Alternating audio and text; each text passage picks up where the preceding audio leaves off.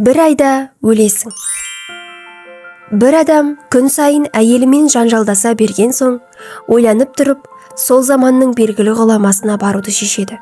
Ғұламаның алдына келіп: «Данагөй, үйімде тыныштық болмай кетті. Әйелім екеуміз күнде ұрсысамыз. Мұндай өмір сүргенше өлгенім артық қой деймін. Сіздің аузыңыз дуалы ғой, маған өлім тілеп беріңізші, өле қалайын», дейді. Ғұлама: «Әйелімдікі дұрыс деп сабыр етсең болмай ма?»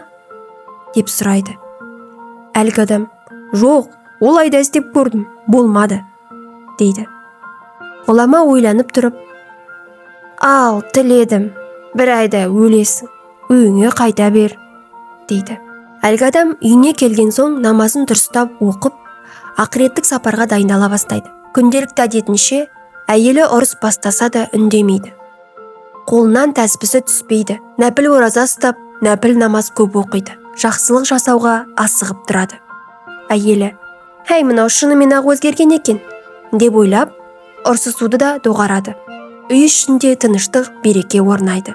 30-шы күн болғанда әлгі адам кебінін дайындап, жайнамазын жайып, намазын оқып, өлім періштесін күтіп отырады.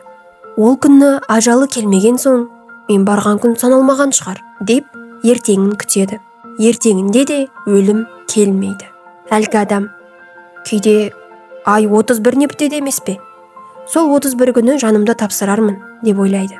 32-33 күн болады. Әлгі адам: «Осы айда садақа берген болатынмын. Сол үшін уақытым созылған шығар», дейді. 34-35 күн өткен соң, шыдай алмай ғұламаның алдына барады. «Данагөй, бүгін 36 күн болды. Әлі өлген жоқпын, тірімін. Мұнысы қалай?» деп сұрайды. «Балам, үйіңдегі ахуалың қалай?» дейді. Үйімізде ұрыс жанжал тоқтап, тыныштық пен береке орнады. Ғұлама: «Оның мәнісін білесің бе? Пайғамбарымыз саллаллаху алейхи уассалам өлмей тұрып өліңдер деп бұйырған. Яғни ақыреттік амалдарыңды дұрыстаңдар деген. Сен өлмей тұрып өле білдің. Әйелің тірі, сен өлісің. Араларыңда қайдан дау болсын?» деп жауап береді. Әлгі адам: «Ал сіз бір айда өлесің деп едіңіз, ол қалай болды?» деп сұрайды. Ғұлама: «Адамның қашан өлетінін Алла ғана біледі. Мен саған айлардың бірінде, қаңтар ма ақпан ба, шілде ме, әйтеуір бір айда өлесің дедім», деп жауап береді.